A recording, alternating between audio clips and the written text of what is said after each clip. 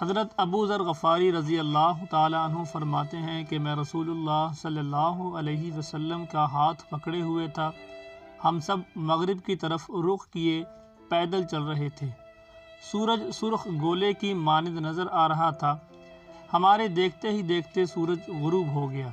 نبی اکرم صلی اللہ علیہ وسلم نے مجھ سے پوچھا، تمہیں معلوم ہے کہ سورج ڈوب کر کہاں جاتا ہے؟ میں نے کہا، اللہ اور اس کا رسول صلی اللہ علیہ وسلم بہتر جانتے ہیں۔ آپ نے فرمایا، سورج سفر کرتا ہوا عرش کے سائے میں سجدہ ریز ہو جاتا ہے، پھر اللہ تعالیٰ سے طلوع کی اجازت مانگتا ہے تو اسے اجازت دے دی جاتی ہے۔ وہ وقت بھی قریب ہے کہ سورج سجدہ کرے گا تو وہ سجدہ قبول نہ ہوگا، اذن چاہے گا اور وہ اس کو نہیں ملے گا۔ اسے کہا جائے گا، جہاں سے آئے ہو وہیں لوٹ جاؤ۔ اس دن سورج دوبارہ مغرب سے ہی نکل آئے گا اور وہ دن قیامت کا دن ہوگا۔